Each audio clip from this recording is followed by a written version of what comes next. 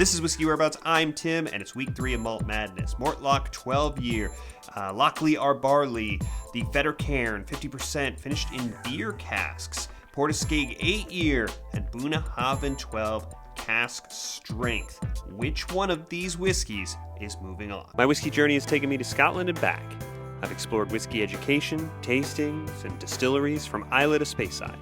And now my journey continues here, with you, on Whiskey Where. So it's week 3, but in case you need a reminder, I took the 20 best whiskeys out of this 2024 Whiskey Advent Calendar from Drinks by the Dram. We have 4 different groups of 5 whiskeys, each competing to determine one winner in a series of blind flights. Those winners will advance to the final 4 flight, and they will compete to become champion of the 2025 MALT Madness tournament. So let's find out who's competing in this group, the Wildcat Group, starting with the highest seeded whiskey in this flight, the number 3 seed overall in the tournament, Bunnahabhain 12 Cask Strength. This is the 2023 edition. The 2024 edition last year was named the Oswa's Best Scotch Whiskey of the Year. This one comes in at 60.1% ABV. It's non-chill filtered. It's mostly sherry cask matured with some bourbon casks. It's said to have been aged in warehouse number 9 at the distillery. It will be facing another Islay whiskey, Askaig 8-year. This is independently bottled Islay whiskey from an unidentified distillery. We may have some ideas of where it came from. It's 45.8%. It's non-chill filtered, and it was matured in American oak casks, then 5 years in bourbon, toasted American oak, PX sherry butts, and refill hogsheads. It's a 7th seed in the tournament. Fettercairn Warehouse 14. It's 51.2% whiskey. It was matured in first and second fill bourbon, and then finished in a combination of stout, dark ale, and pale ale casks. This is the final of a series of 5. It's the 14th seed overall. The 11th seed in the tournament, Mortlach 12-year, 43.4% ABV. It's got a bourbon and sherry matured whiskey. And the final competitor is the Lochlea Our Barley. This is 46% whiskey, matured in bourbon, Oloroso, and STR cask. STR are rejuvenated cask, shaved, toasted, and recharred cask. It's non-chill filtered, and it is no color added. It's a pretty decent variety in this group. A little bit of peat, a little bit of heat.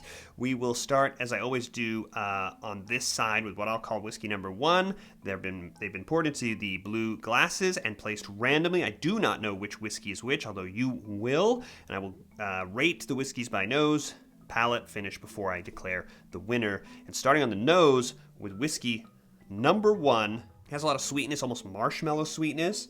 And there is some orange citrus. There's a little toasty oak. And it is not too hot. Nice to start with. Moving on to the nose for whiskey number 2 now. Well, this one is hard to miss. This is a nice sort of meaty, peated whiskey. It has a pretty subtle, dry kind of burnt smoke. Pretty savory, meaty element to it. Vanilla, creamy, kind of sweet quality about it. Some subtle oak notes. Very nice nose here. And moving on to the nose on whiskey number 3 now. A little more subtle here than the first 2 noses. Having to lean in a little bit to really note it. Give it a little swirl. Trying to activate it up a little bit. Yeah, vanilla, sweet, almost bordering chocolate. Something green and earthy here. It's a nice perfume. Yeah, that earthy has a range to it. It's got a sort of a wet green grass. It goes into almost a earthy kind of mushroomy almost. Intriguing, but a little subtle on this nose on whiskey number 3. Going on to 4. This one's fruit, peach, stone fruit, little tropical almost. Nice, almost pungent. There's an oak. This is nice. This is a pretty nice nose here. As you lean into it, you get past that fruit, you're getting a little bit more of the sort of cask sweetness, a little bit of that caramel, kind of, a little bit of oak. Not super hot. Pretty pretty nice group of noses here. This is going to be competitive. Let's go to whiskey number 5 on the nose. The final whiskey. Ooh, chocolate. Straight off the nose. Rich, sweet. Oh yeah, there's some sherry in here. There comes the spice. There comes a little bit of that more sherry type, what I associate with that more sherry type sweetness. Yeah, a little heat here, a little cask here. Yeah, almost Tootsie Roll sweet. There's a perfumey kind of element. There's a saltiness here.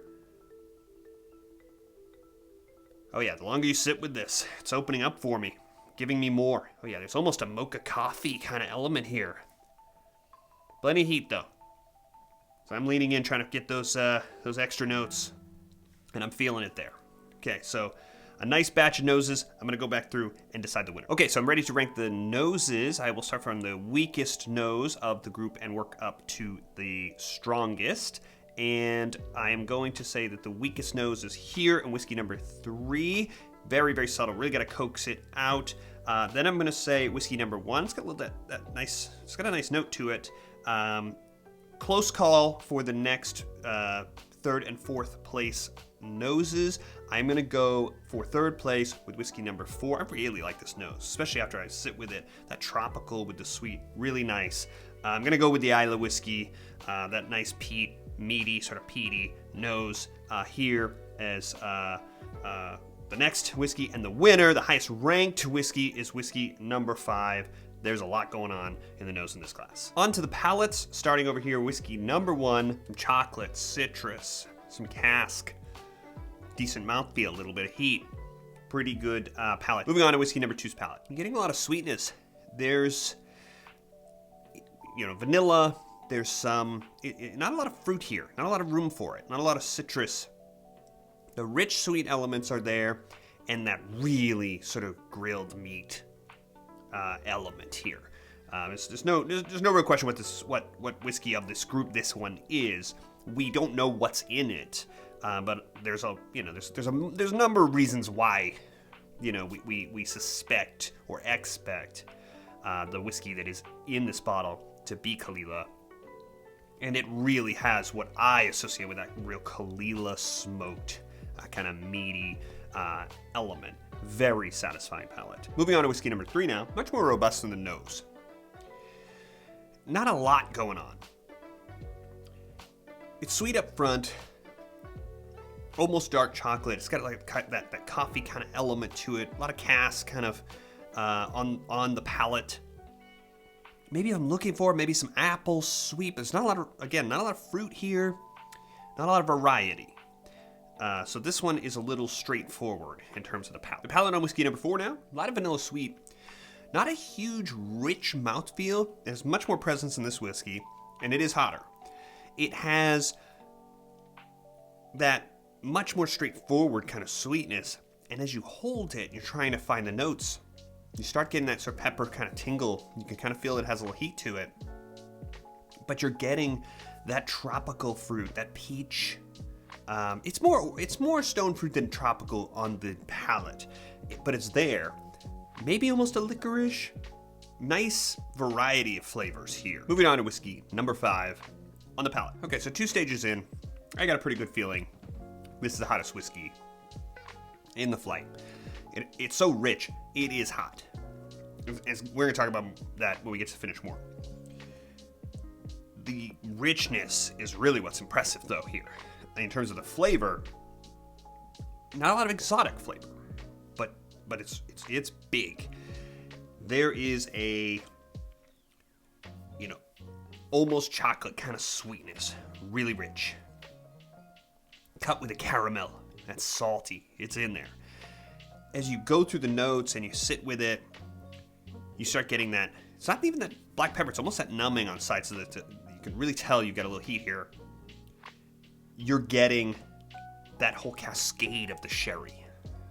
I'm getting that first wave of salty sweet, rich, and then I'm getting more of the sherry sort of spice, the sherry fruit. I'm talking about orange citrus and dry fruit and that type of stuff. And as you kind of lock into it, taking inventory, they kind of roll out in a series. And there's almost a leathery kind of quality, very pleasant. a really rich whiskey. Okay, so I'm ready to rank the palates now. We'll start with the weakest palate. This isn't close. This is the weakest palate. Whiskey number 3. Then I'm going to say whiskey number 1. Closest call is on the palate. I think we were here on the nose as well. It's 2 versus 4. It's a really nice, really savory palate. I really like this palate. I'm gonna switch it. I'm gonna go 2-4. There's just something about this interplay between those elements here that I was talking about that I really like. It's very sippable. I like this whiskey on the palate, and I mean there's no question. This is the best whiskey palate. This is just leveled up from the rest of the flight. That's the winner. Now the finishes. Whiskey number 1. This is a nice finish. It's not the longest finish in the world, but it stays with you. I think I'm getting some spice, some sherry spice. I'm getting nice rich sweetness. No off note. An improvement over the palate, I would say. Whiskey number 2. Maybe not as long as you'd expect. This big sort of smoky Isle of Peat. It's really nice what's there. The smoke first. The savory kind of meat. Then the sweetness follows. It's pretty rich. It's pretty condensed, pretty rich sweetness, which is nice. It's nice to end on that note. It's not overwhelmingly monotonously sweet. Those other elements are still echoing, so cutting into it. Not like a huge amount of cask. You're really left with the ash, the ghost of that kind of meatiness, a little bit of the smoke up in the sinus, and that really kind of rich condensed sweetness. A nice finish. Whiskey number 3, probably the shortest finished. Vanilla honey, some cask, some toasty kind of element to it. Moving on to whiskey number 4. It's drowning in cinnamon. Cinnamon sweet cinnamon candy. A little bit of cask underneath it. Something citrus, sour citrus, lemon. Not hugely long.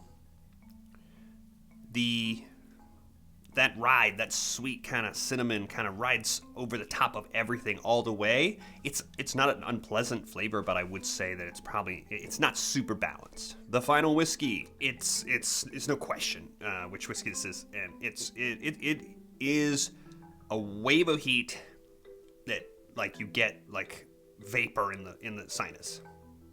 A lot of cask. Finish the weakest part of this whiskey neat. Then you get a nice sweetness. There is that leatheriness.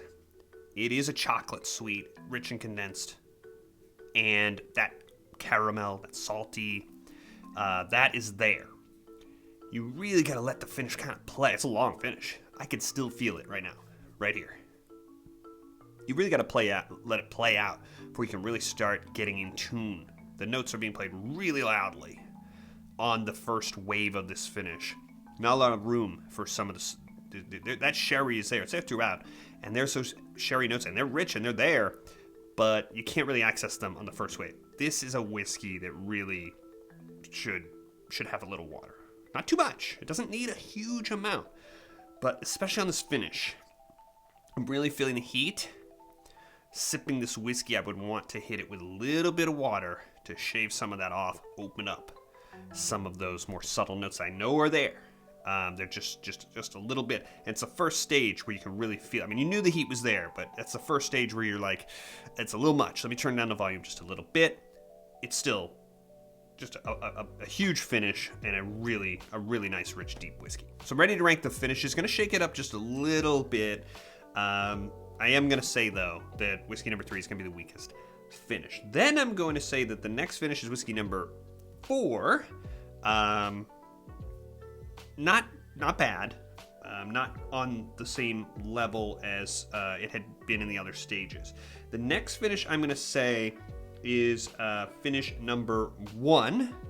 And then we are going to shake it up here because there is just so much heat coming off this one.